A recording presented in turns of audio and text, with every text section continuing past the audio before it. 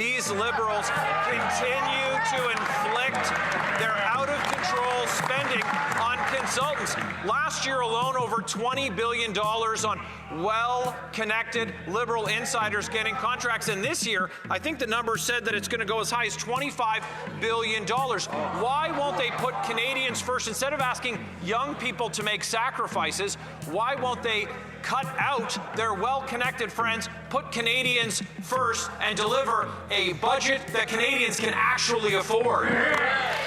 Madam Speaker, it's impressive the Liberals are actually recognizing Christmas.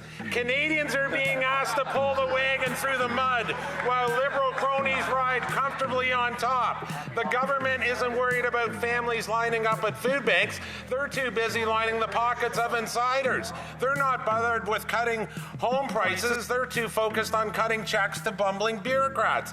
They don't care about rising debt and inflationary deficits so long as the money keeps flowing to the Liberal elites. When will this Prime Minister stop using tax dollars? The House, the answer is clear, Mr. Speaker. We will take no lessons from the Conservative.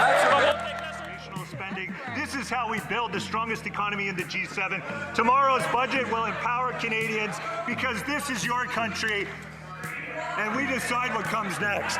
Minister talks like the government's money belongs to him, and they call these taxes imaginary. They aren't imaginary when you're staring at your own credit card bill. The government's job is to listen to Canadians, not lecture them or gaslight them or threaten an election to distract them from the failures. Instead of trying to cause a costly election on a costly budget, why not an affordable budget for an affordable life?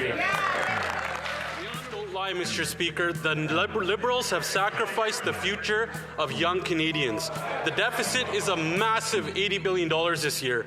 More inflation, higher costs. The Prime Minister promised he would spend less and again broke his promise and is spending more. He's forcing young Canadians to sacrifice more so he can spend more. After 10 years of this Liberal government, housing costs have doubled. Food bank usage has doubled. Youth employment is the lowest it's been in 25 years. The cost on the interest of this government's debt is more than GST revenues or what goes to provinces in healthcare transfers. And today, the Finance Minister had a choice to make. Food prices could have came down. They could have been cheaper, but again, he refused to do this.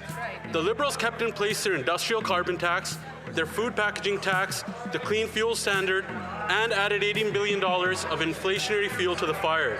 Why did the Finance Minister leave in place Liberal hidden food taxes and force higher food costs on single mothers, seniors, and young Canadians? On this side of the House, the answer is clear, Mr. Speaker. We will take no lessons from the Conservative. Mr. Speaker, we made a clear choice. We chose Canadian, Mr. Speaker. That is the thing. I know the budget has many pages. Maybe my colleague missed a chapter, Mr. Speaker. But let me help him because we have a bit of time.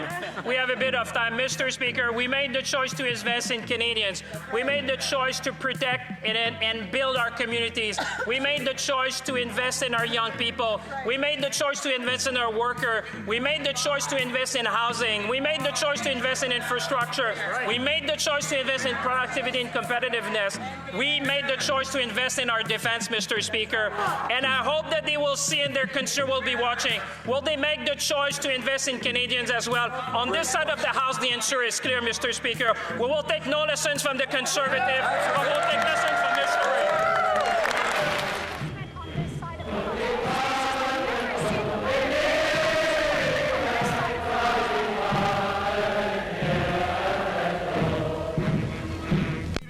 Persists and doubles down on these fake imaginary taxes. That's right.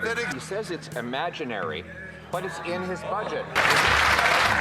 Mr. Speaker, once again, the leader persists and doubles down on these fake imaginary taxes that exist only in his head and on the talking points that he hands out. What I will tell you is this is a budget where conservative-minded voters, people who think of voting conservative in elections, you know what they like? They like the hope.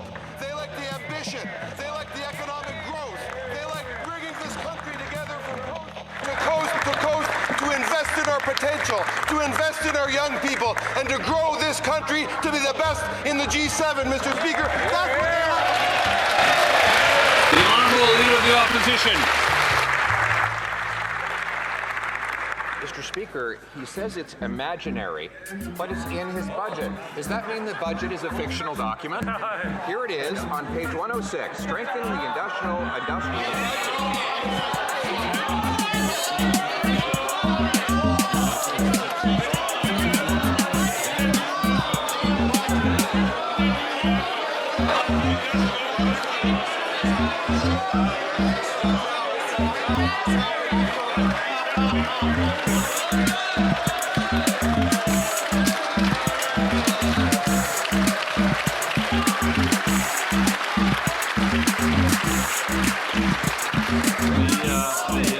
The honourable member may continue now that the prop has been put away. Mr. Speaker, they say their budget is a prop and its contents are imaginary. We're in real trouble.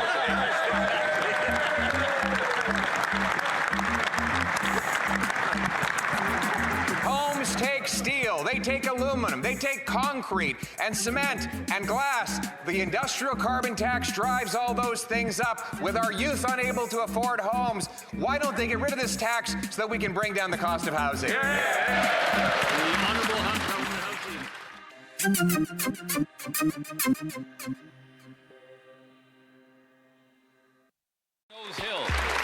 Mr. Speaker, non-citizen Abraham Daniel Abraham was convicted for criminally abusing his dog Simba. Abraham repeatedly punched and kicked Simba, tied him to a pole so high his front legs dangled off the ground. Simba couldn't lie down or sit and was left crying and yelping.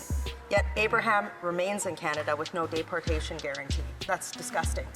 Why hasn't the immigration minister strengthened the Immigration Refugee Protection Act to make sure non-citizens convicted of serious crimes like Simba's abusers are swiftly deported? Mr. Speaker, Canada has a robust system of removals and inadmissibility that enables us to take action, Mr. Speaker. I will commit to the member opposite to look into it and get back to her, but what the circumstances behind the incident that she refers to is abhorrent, and I condemn it wholeheartedly, Mr. Speaker. The problem is, Mr. Speaker, we have an immigration minister that's so weak, she won't even stand up and answer questions to this. I asked about the Immigration Refugee Protection Act. She won't stand up. So I'll ask again. That case is so disgusting. We've had so many cases like this. Serious criminals, non-citizens who need to be deported. Will she stand up and commit to strengthening the Immigration Refugee Protection Act to make sure that these non-citizens who are convicted of serious crimes are actually deported? Thank you, Mr. Speaker. On this side of the House, we are delivering for Canadians every day. This government's highest priority is the safety and security of Canadians. Let me be clear, a foreign national who's been convicted of a crime is inadmissible to Canada. We will work with the IRB, we work with CBSA, we work with CSIS, we work with the RCMP to ensure that we deport anyone that needs to be deported. Except for a Pakistani national who was convicted of raping his niece, who came into Canada while being on the UK sex offender list, or Simba's abuser here. This government doesn't take this seriously. In fact, it's so bad, Mr. Speaker, that this week the Liberals admitted that they didn't even know how many convicted criminals, they gave citizenship to. Wow. Seriously, they put that in an order paper question. So I'll give her one more opportunity here. How many citizenships did the minister issue to criminals in Canada? Because her department couldn't answer this. Let me be clear. Foreign nationals who are convicted of a crime are inadmissible to Canada. On this side of the House, we take the safety and security of all Canadians very seriously, and we act. We work with our RCMP and our policing partners in CBSA to ensure that we act in accordance with the law and the IRPA regulation and act. Thank you very much.